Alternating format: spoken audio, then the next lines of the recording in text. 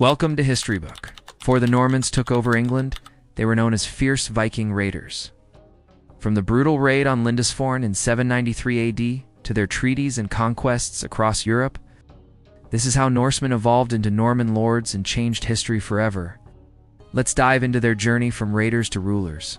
In just 3 generations, savage Viking raiders would transform into the most powerful kings in medieval Europe, conquering England and changing history forever. The year is 793 AD. For centuries, Scandinavia has been home to fierce warrior cultures living in harsh northern lands. These people, the Norse, survive by farming, trading, and when necessary, raiding. The climate is brutal. Winters stretch for months. Farmable land is scarce. For many families, there simply isn't enough to go around. But something is about to change that will reshape the entire medieval world. The Vikings are coming. Meet the Vikings. Not the horned helmet Hollywood version, but real people driven by desperation, ambition, and opportunity. For the first time in centuries, nowhere feels safe. England faces wave after wave of raids. France watches helplessly as dragon-headed ships sail up their rivers. In Ireland, they found cities that still exist today: Dublin, Cork, Waterford. These aren't temporary camps. These are permanent changes to the map of Europe. The land of the Northmen. This is where our story truly begins. Instead of simply raiding and leaving, the Vikings stay. They don't just conquer the land, they transform it. And more importantly, it transforms them. If they could strike Lindisfarne, they could strike anywhere, and they do. They establish bases, winter camps, and eventually permanent settlements. This is conquest disguised as raiding. They're not just taking treasure, they're taking territory. French kings pay massive tributes just to make them go away. But payment doesn't solve the problem. It just teaches the Vikings that France is profitable. These are farmers who fight, traders who raid, and explorers who conquer. Overpopulation pushes them from their homeland. In Norse culture, the oldest son inherits everything. Younger sons must find their own way, their own fortune, their own land. Political conflicts tear through Scandinavian kingdoms, forcing men to choose sides or flee. And their incredible shipbuilding technology gives them the perfect tool for expansion. The answer lies in one man whose descendants would conquer England and rule an empire, stretching from Scotland to the Holy Land. They adopt local ways of fighting, local ways of ruling, local ways of thinking. But they keep their warrior culture, their ambition, their hunger for expansion. On June 8, 793 AD, Viking ships appear off the coast of northern England. They were poorly defended because who would attack a holy place? And they sat conveniently along coastlines perfect for quick escapes. The Vikings had done their homework. The monks see the striped sails and dragon heads approaching. They have no idea what's coming. These weren't random barbarians stumbling onto treasure. They were calculated raiders who understood exactly where to strike. The longship is a masterpiece of medieval engineering. Shallow draft allows them to sail up rivers. Speed lets them strike fast and escape faster. These ships can carry 30 to 60 warriors anywhere there's water. The attack on Lindisfarne Monastery marks the beginning of the Viking Age. Gold, silver, precious manuscripts, and religious artifacts worth fortunes. Monasteries held immense wealth. The attack shocks medieval Europe. Within decades, Viking longships appear everywhere. Ireland falls under constant attack. Scotland's islands become Viking strongholds. But here's what most people miss. The Vikings don't just raid and leave. By 850 AD, Vikings control large portions of England through something called the Denal, Danish law, Danish customs, Danish settlement, in a region that would soon bear their name, Normandy. In France, they sail up the Seine River to threaten Paris itself. The most important development happens in northwestern France, because in Normandy, something unprecedented happens. How did men who burned monasteries become the builders of great cathedrals? How did pirates become kings? They intermarry with local populations. Viking warriors take French wives. Their children speak both languages, follow both customs. They become something entirely new. Not quite Viking, not quite French. Something more dangerous than either. They become Normans. But how did savage raiders become sophisticated rulers? His name was Rollo, and his story will shock you. In the year 793, a storm of iron and fire struck the English coast. The Viking Age had begun. This is the path that led to the Battle of Hastings and the birth of the Norman Empire. A deal between a Viking chieftain and a desperate French king would kickstart one of the most powerful warrior dynasties in medieval Europe. Picture this. It's 885 AD, and for nearly a century, Vikings have been a real nightmare for France. They've cruised up every major river, raided Paris not once, but twice, torched countless villages, and raked in huge tributes. Meet Rolf, but history knows him as Rollo the Walker. Legend has it he was so massive that no horse could carry him, so he just walked everywhere. This giant stands nearly 7 feet tall and commands respect just by being himself. His Vikings sweep through defenses, seize every key building, and turn the city into their permanent stronghold. For the first time in French history, a major city falls completely under Viking control.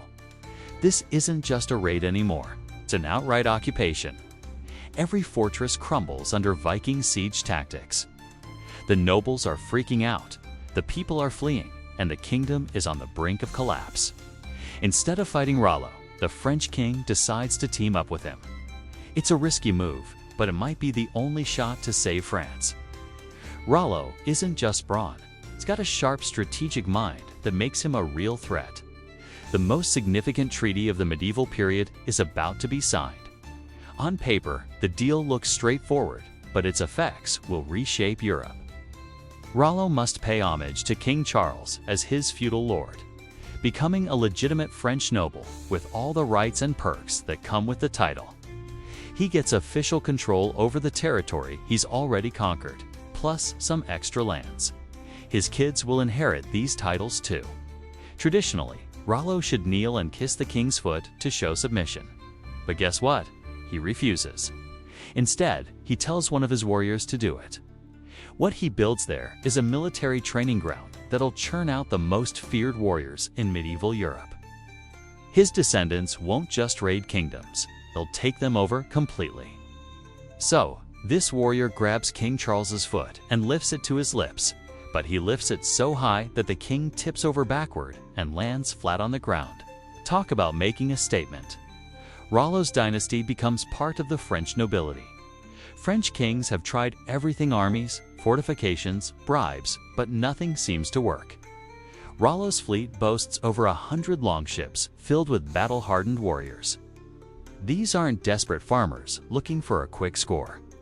They're professional soldiers who've spent their lives mastering the art of war. And Rollo's got his sights set on the biggest prize in northern France, the city of Rouen. Nothing seems to stop him. Instead of abandoning their warrior culture, they blend the best of both worlds. Rollo's attack hits like a thunderstorm. They marry local women, passing down Viking traditions to their kids, creating something entirely new: Normans. His ships appear at dawn, black dragons slicing through the morning mist. By sunset, the city is in ruins, and the Vikings are in control. They raid deep into French territory. No army can reach them because they control the river, and no supplies can get through because they control the roads. Rollo has crafted an independent Viking kingdom right in the heart of France. They pay the Vikings to leave, but they always come back stronger. The situation is getting desperate. Enter Rollo, leading one of the largest Viking forces ever assembled. Rouen is wealthy, strategically vital, and supposedly well defended. It sits perfectly on the Seine River, controlling trade routes and river traffic. They tax merchants and collect tribute from nearby villages. But here's the kicker: Rollo isn't like other Viking leaders. He doesn't just raid Rouen and bounce, he conquers it completely. From Rouen, Rollo's forces spread like wildfire, controlling every inch of the Seine River. King Charles the Simple faces a total nightmare. Every military solution has flopped, and every army he sends gets crushed by Viking tactics. So Charles makes a decision that will change history forever. His followers must integrate into French society. In 911 AD, at the village of St. Clair-Serpt, Rollo becomes Duke of Normandy. Rollo's Vikings don't just vanish into French society. In return, Rollo vows to protect northern France from other Viking raiders and promises to convert to Christianity. They adopt the Christian faith while keeping their warrior spirit alive. The ceremony of homage becomes legendary. The message is crystal clear. This moment marks the birth of something entirely new in European history. They learn the French language and customs while holding on to their Norse fighting techniques. But Rollo's greatest achievement isn't just conquering Normandy, it's so much more. By the early 900s, Normandy was no longer a Viking outpost.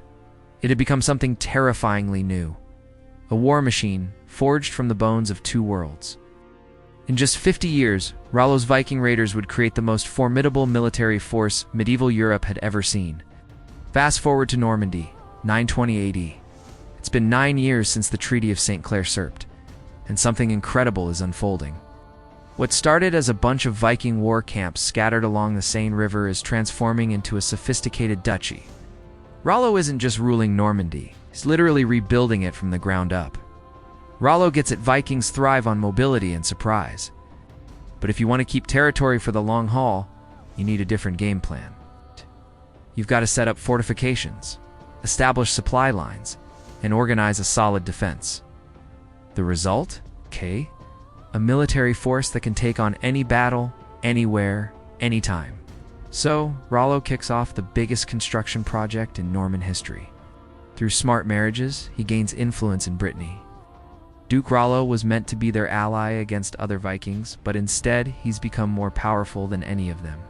His duchy is cranking out more soldiers, raking in more wealth, and earning more respect than traditional French territories. They manage their households like French ladies, but raise warriors like Viking mothers. They attend court functions in fancy silk gowns, but teach their sons how to wield axes and swords. They pray in Latin, but tell bedtime stories about Valhalla. They strike fast like Vikings, but hold their ground like Franks.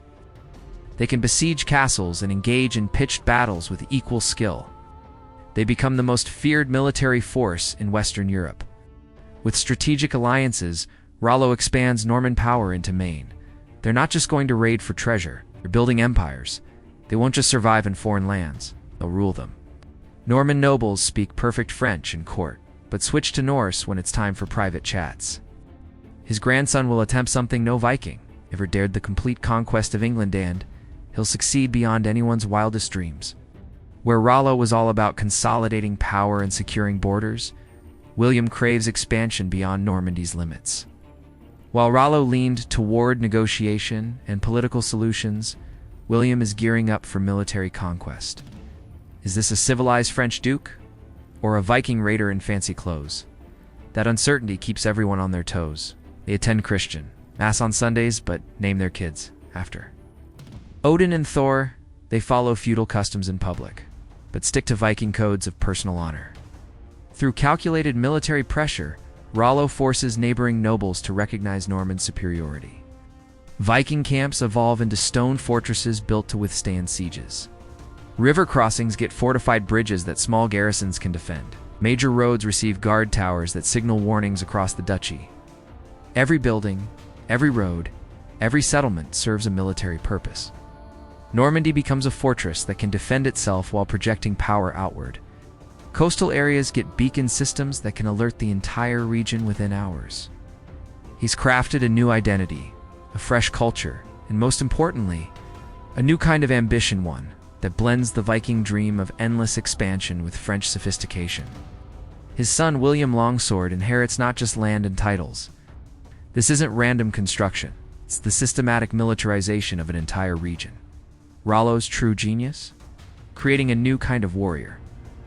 His Normans aren't pure Vikings anymore, nor are they just French nobles. There's something way more dangerous.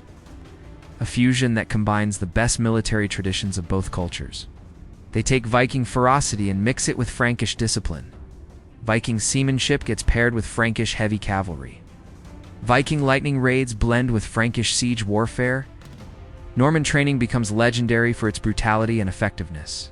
Young warriors learn to fight on foot like Vikings and on horseback like Franks. They master sailing and swimming like Norsemen and castle warfare like French knights. They study tactics, logistics, and strategy with an intensity that leaves their neighbors in awe. Norman culture itself becomes something unique in medieval Europe. You never really know which identity a Norman will pick in any given situation. By 925 AD, Rollo controls way more than his original territory.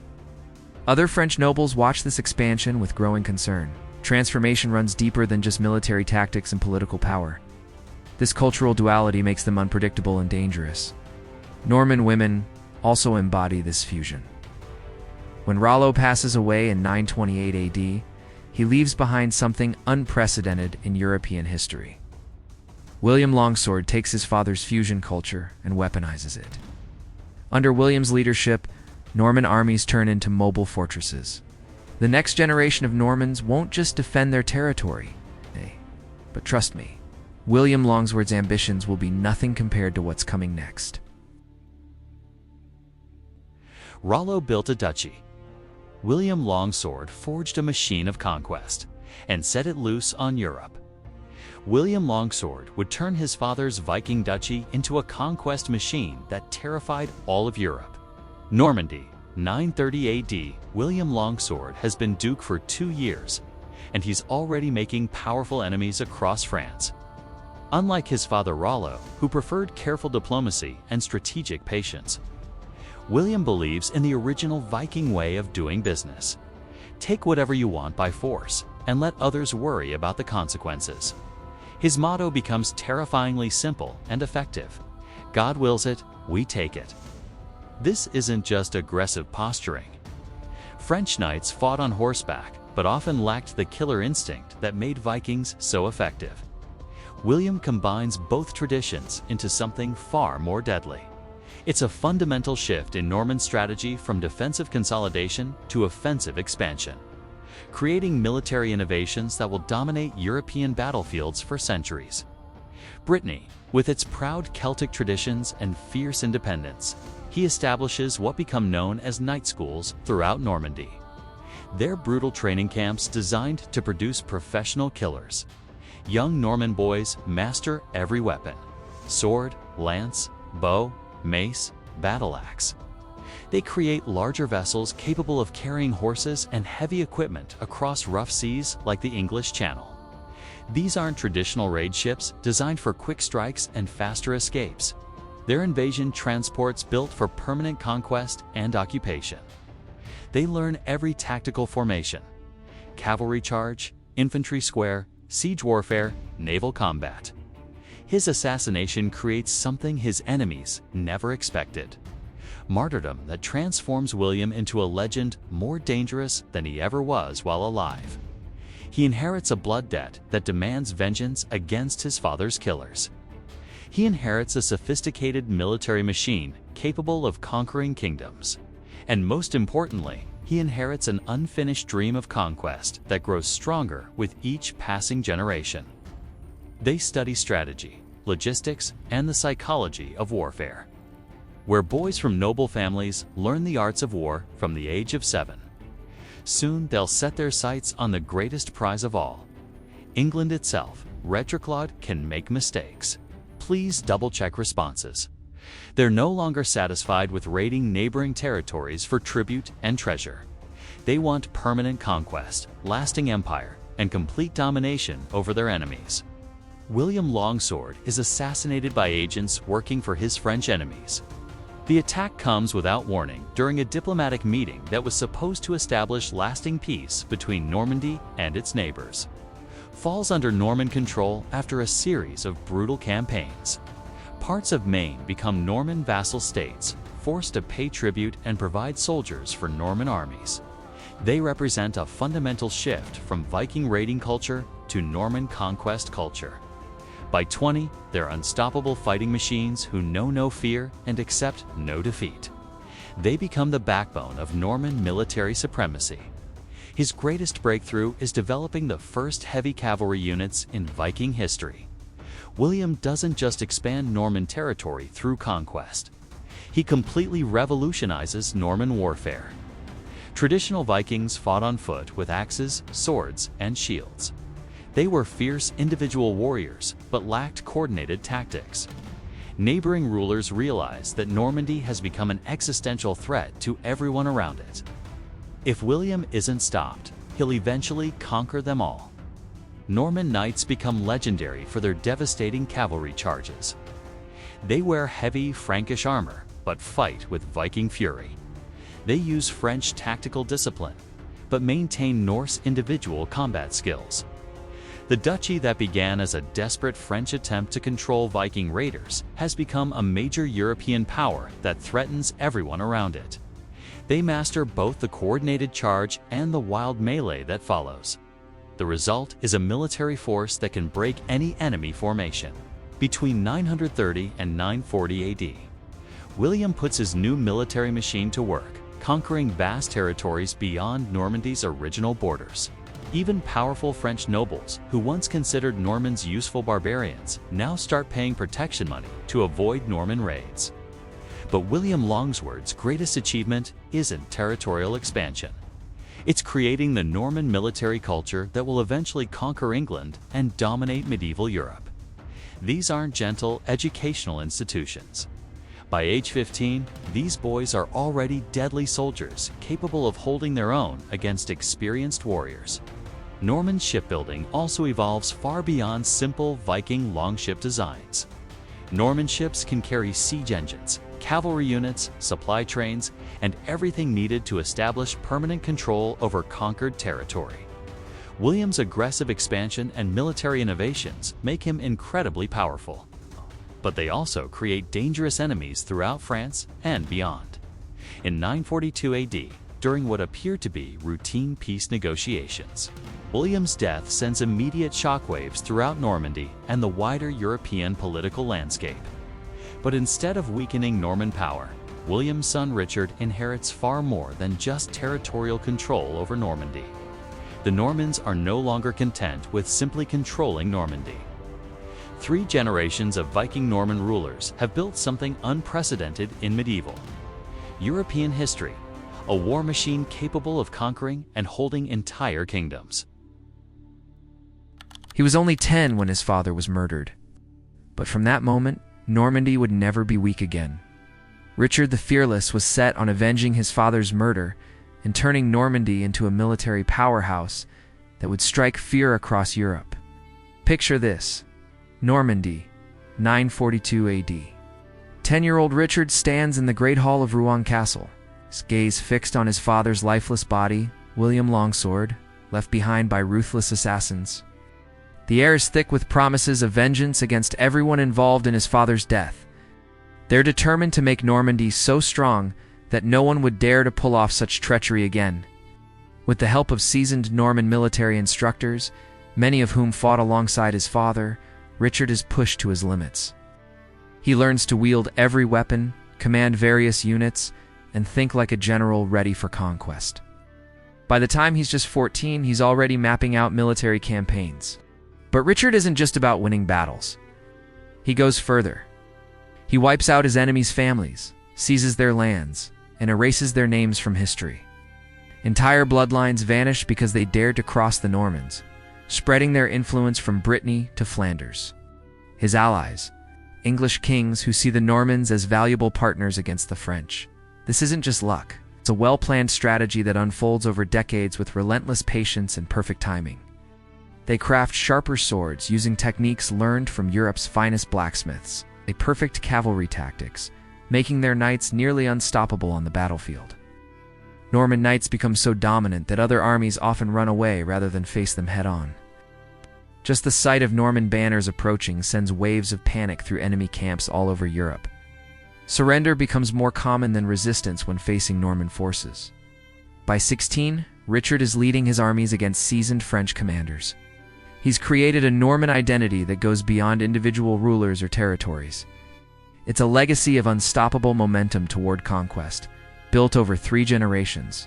Inherit a military machine that can take on any enemy, and a culture that sees conquest as not just raiding, but building a lasting empire.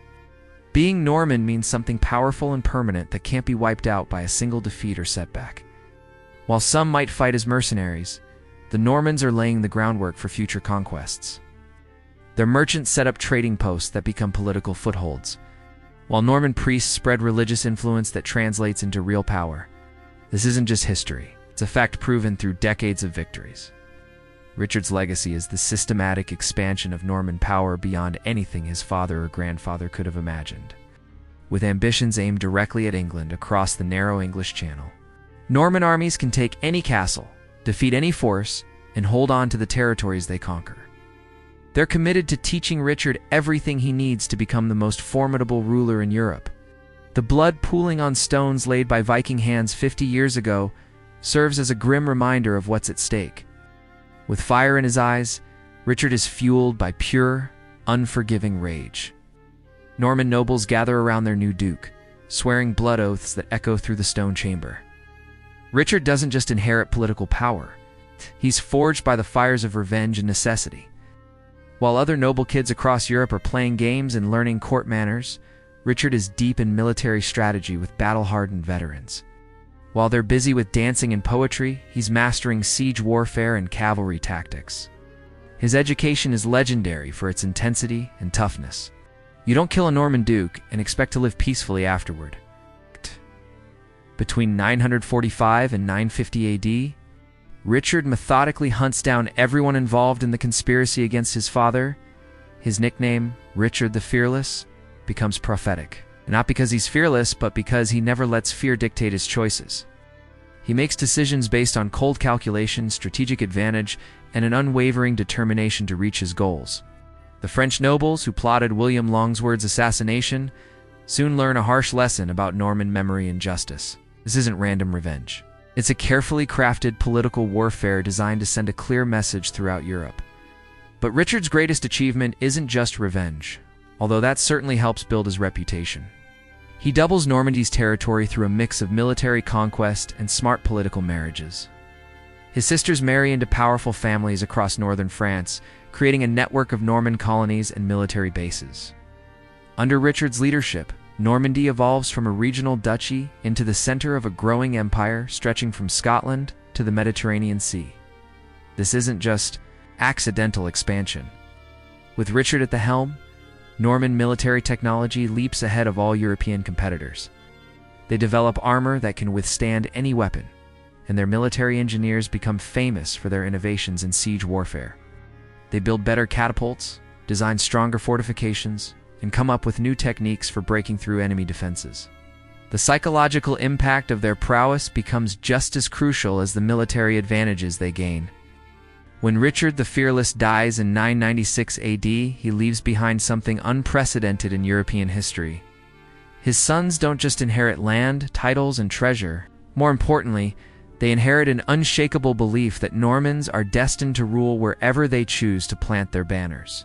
This isn't arrogance, it's a legacy of confidence. Richard's grandson will take everything the Normans have built over nearly a century, their superior military machine, their culture of conquest, and their unbreakable confidence. Get ready, because the greatest invasion in medieval history is about to kick off. One bastard's claim to the English throne would launch the most devastating invasion in medieval history. Normandy, 1035 AD, Duke Robert the Magnificent lies on his deathbed, tormented by an impossible decision. His only legitimate heir is William, but there's a problem that could destroy everything the Normans have built. Bastards can't inherit titles, lands, or power. They're considered cursed by God, marked by their parents' sin. No Norman noble wants to follow a bastard duke, but Robert sees something in young William's eyes that changes his mind. The same burning hunger for conquest that has driven 3 generations of Norman rulers. William is a bastard, born to Herleva, a tanner's daughter from the town of Falaise. The other half plot his destruction. King Edward, the Confessor of England, who has ruled for 9 years without producing any sons, makes a decision that will reshape European history. He promises his throne to William of Normandy. They hire assassins to hunt William through his own castles. He sees William as strong enough to hold England against Viking invasions and Scottish raids. Most importantly, he has no better options for succession. They form alliances with French enemies to destroy Norman power forever. England generates enormous wealth from trade, agriculture, and tribute. English armies are well-trained and well-equipped. William doesn't just declare war on England. He begins preparing for the total conquest and permanent occupation of an entire kingdom. English territory includes some of the best farmland and strategic positions in medieval Europe. They construct special ships designed to carry horses, siege engines, and everything needed for permanent conquest rather than temporary raiding. Norman knights believe they not just conquering England, they liberating it from false kings and corrupt nobles. 8,000 battle-hardened warriors prepare for conquest. Thousands of war horses wait in transport vessels, siege engines, supply trains. This is the complete conquest of a kingdom by the most advanced military machine in medieval Europe. England has no idea what's coming across the narrow waters of the English Channel. Retroclaude can make mistakes. Please double-check responses. And everything needed to conquer and permanently hold England crowd the beaches. They fight with moral certainty that makes them even more dangerous than usual. He's also gained something far more valuable than domestic peace. Drawn by promises of English land, English gold, and English titles. This becomes the medieval equivalent of a gold rush. Now the Normans aren't just fighting for conquest and wealth. They're fighting with God's explicit approval to restore legitimate government to England. With every ambitious warrior in Europe wanting a piece of English wealth, now has legal right to rule a kingdom that could make him the most powerful man in Western Europe. England doesn't realize it yet, but they've just signed their own death warrant. He's earned a reputation as the most ruthless and effective military commander in Europe. He studies English politics, learns about English military tactics, and builds alliances with English nobles who support his claim. He also continues expanding Norman military power. The English crown doesn't go to William as promised. Instead, it goes to Harold Godwinson, the most powerful English noble and Edward's brother-in-law. Harold claims that Edward changed his mind on his deathbed and named him successor instead. Knowing that claiming England will require the greatest conquest in Norman history, kings across the continent start paying attention to the bastard duke who wins every battle. For 15 years, William fights constantly just to stay alive and keep his throne. Harold swore an oath years earlier to support William's claim to the English throne.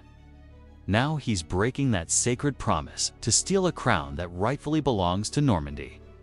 From William's perspective, this isn't just political disagreement. It's a personal insult that demands immediate and overwhelming response. William's childhood becomes a brutal war for survival that will forge him into the most dangerous man in Europe. Medieval nobility despises illegitimate children. With his dying breath, Robert names William his successor. The decision splits Normandy immediately. Half the nobles support the bastard duke. He learns that power comes from victory, not birth certificates. He discovers that armies follow success, not family trees. Norman nobles who despise taking orders from a bastard son launch open rebellions across the duchy.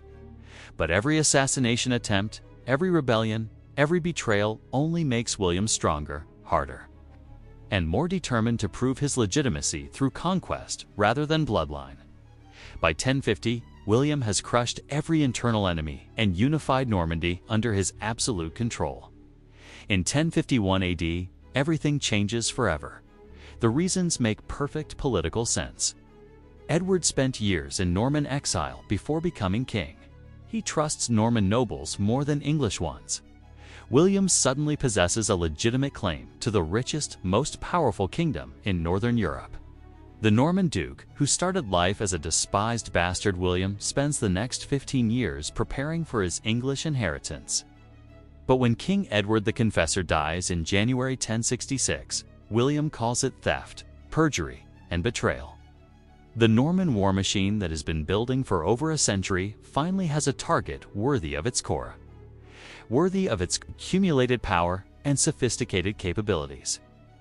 Norman shipyards across the duchy start working day and night, building the largest invasion fleet assembled since Roman times.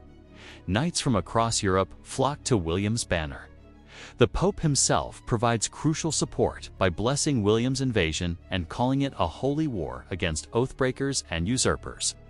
Religious legitimacy transforms everything about the coming invasion. By September 1066, William has assembled the largest and most sophisticated invasion force seen in medieval Europe. 700 ships fill Norman harbors. This isn't a raid designed for quick profit and faster escape. William Longsword, son of Rollo, transformed Normandy from a Viking outpost into a rising military power. He adopted Frankish cavalry tactics, crushed Breton rebels, and forged alliances that expanded Norman influence across France. Normandy was no longer just Viking land, it was becoming an empire.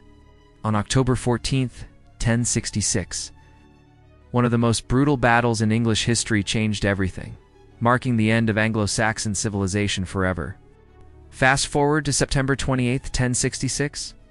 Picture this: 700 Norman ships slicing through the gray waters, carrying not just soldiers but also horses, siege engines, and everything needed to take over a kingdom for good. This is the moment that the Normans have been gearing up for since Rollo first landed in France. Unlike those Viking raids from a century ago, this isn't just about quick treasure and a speedy getaway.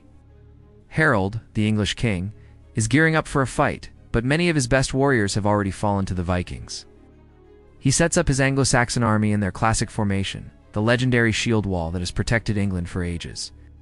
But here's the kicker: the army that reaches Hastings is brave, but not at full strength. Behind those shields, they're armed with battle axes, spears, and swords, ready to unleash arrows on the Norman troops. On the other side, the Norman heavy infantry is all set to break through that shield wall. When the English break formation to chase what they think are defeated Normans, they don't realize the Norman infantry is holding strong, while their cavalry is ready to swoop in. It's a classic trap, and it gets worse when Harold is struck down by an arrow that pierces his eye and goes straight into his brain. With their king gone and their formation in chaos, the English resistance crumbles. The survivors make a run for London, leaving behind a battlefield littered with Anglo-Saxon dead. By the afternoon, the English shield wall starts to give way under relentless pressure. Soon after, William the Conqueror is crowned King of England in Westminster Abbey. But the celebration is cut short by violence. Outside, as Norman nobles seize vast English estates, kicking out Anglo-Saxon landowners who've held them for generations. Norman bishops take over the English church, and their customs replace the traditions that have stood for centuries. As the Normans burn parts of London and slaughter civilians protesting the takeover, their heavy cavalry, the most feared military force in medieval Europe, waits for the right moment to charge. This defensive formation has withstood countless enemy attacks over the years. Within months of Hastings, Norman stone castles start popping up all over the English countryside, replacing the old wooden halls and signaling a permanent Norman presence. The Normans unleash high-arcing volleys of arrows that rain down behind the English shield wall, further weakening their defense. England transforms into a Norman colony, with its wealth flowing back to Normandy. The once mighty Anglo-Saxon civilization begins to fade under Norman rule. As its people are now ruled by foreign conquerors speaking a language they don't understand, the English warriors struggle to hold their ground as Norman forces push harder, forcing them to raise their shields and creating gaps in their formation. If they can just hold on until dark, maybe the Normans will retreat. But the wealth and manpower of England will fuel Norman expansion across Europe and into the Holy Land, making these former Viking raiders the most powerful dynasty in medieval Europe. When the infantry retreats, Norman cavalry charges uphill, smashing through the weakened sections of the shield wall.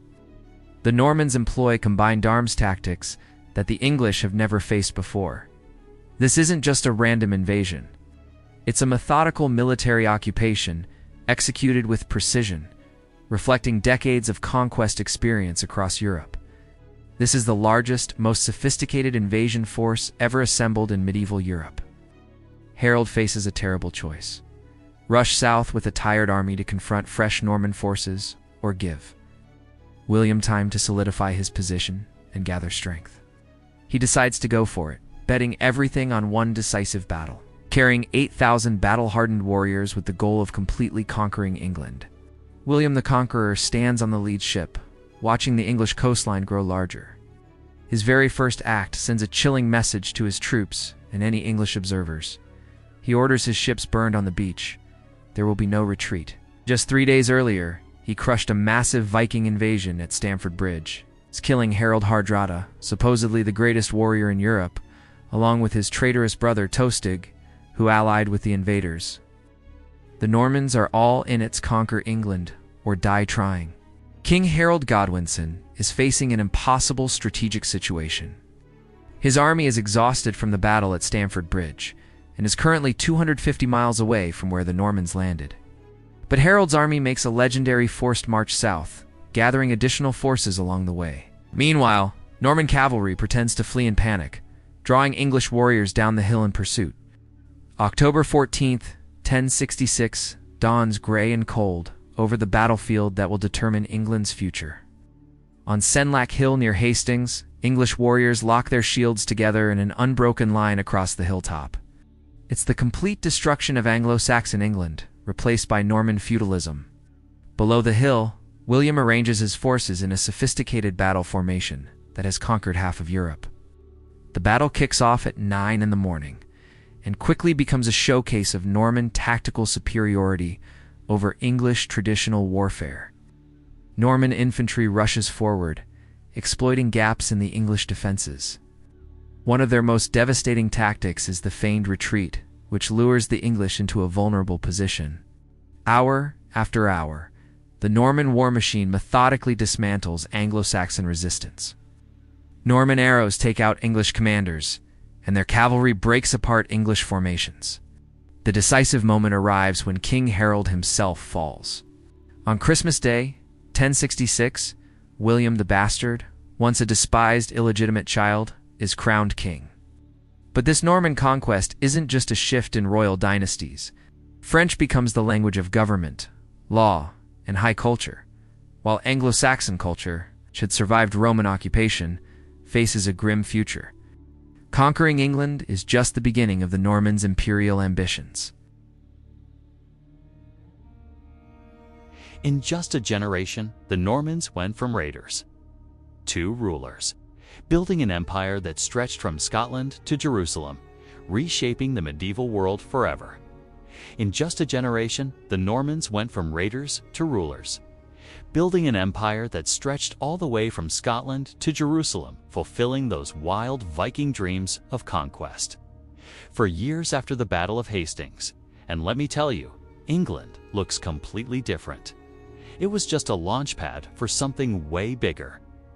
Remember that last desperate rebellion in northern England back in 1069? Yeah, it didn't go well. The Normans didn't just stop at England. The Norman legacy shows that with enough determination, clever tactics started by William the Conqueror. It's still a symbol of Norman power nearly 1,000 years later. They built institutions and monuments that have lasted for centuries, establishing a Crusader state and ruling over some of the richest lands known at the time. The same tactical brilliance that conquered Anglo-Saxon England was now being used to take Muslim territories in the Holy Land for Christianity. William the Conqueror's response to resistance became legendary across Europe for its calculated brutality, always looking for new lands to claim and kingdoms to establish wherever they found weakness. The devastation was so thorough that parts of northern England remained empty wastelands for decades. Launching the biggest military expedition of the medieval era, Bohemond of Taranto, a Norman prince from southern Italy, answered the call. By 1100 AD, just 34 years after Hastings, those Viking raiders who once sought farmable land in harsh Scandinavian conditions had turned into medieval superpowers. The transformation was so complete that many people forgot their Norse roots altogether.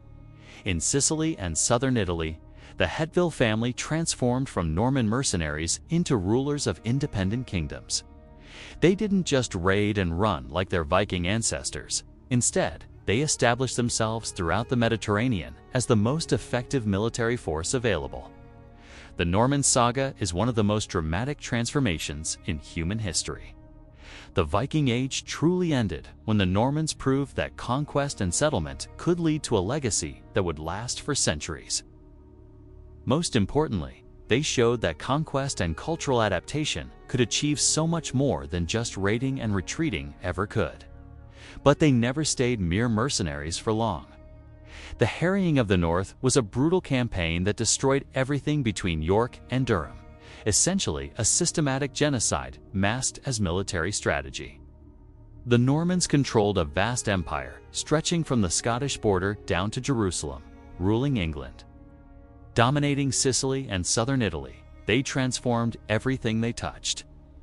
They set up legal systems based on their customs that laid the groundwork for modern European law.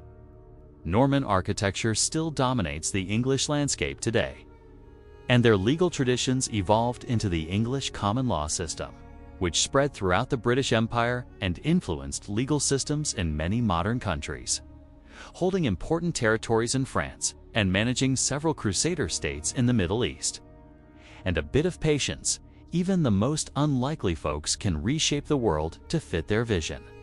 They set up dynasties in Sicily that would last for centuries, blending Norman, Italian, Greek, and Arab cultures to create some of the most stunning art and architecture in medieval Europe. They constructed massive stone cathedrals reaching for the heavens and strong castles dominating the landscape below.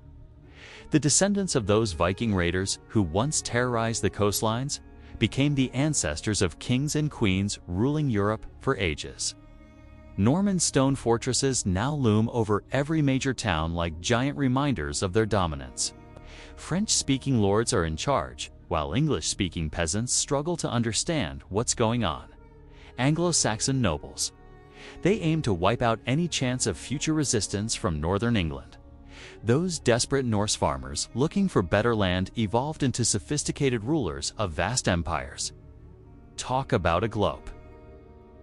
They took the best bits from every culture they encountered: military skills, Frankish organization, Christian authority, and Roman land, mixed them into something totally new and powerful.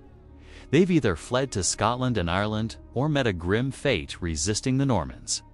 It seems like the conquest is all wrapped up, but hold on, Norman ambitions are just starting to show their true colors.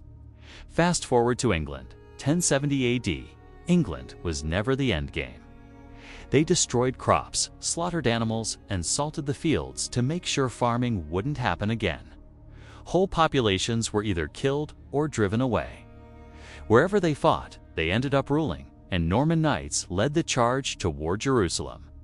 With their military know-how and grand ambitions, they were more than ready to conquer lands far from home. These Normans were ruthless. And guess what? It worked perfectly. No major English rebellion ever posed a threat to Norman rule again. They set up administrative systems that kept everything running smoothly, built universities, supported scholarship, and sponsored art that enriched European culture forever. This was calculated terror, meant to crush the English spirit. But it wasn't just about military wins. Pagan raiders who once burned down Christian monasteries became Christian crusaders, building magnificent cathedrals. Look at Durham Cathedral, built by Norman bishops. It's one of the greatest architectural achievements in Europe. And the Tower of London. Norman efficiency became the gold standard for medieval governance across Europe. They even conquered the grand city of Antioch. Tancred, another Norman leader, took control of Galilee, becoming its prince. Robert Guiscard and his brothers expanded their territory by taking on Byzantine Greeks, Arab Muslims, and Italian city-states with the same strategies that won them England. Norman knights spread across medieval Europe like a relentless wave of conquest. But even complete control over England wasn't enough for the Normans. When Pope Urban II called for the First Crusade in 1095. But here, set kicker, the Normans didn't just conquer and extract wealth like traditional raiders. Perhaps most astonishingly, Norman genetic heritage runs through virtually every European royal family today. From Rollo's desperate treaty with King Charles the Simple to William the Conqueror's empire stretching across half of Europe. Thank you for watching.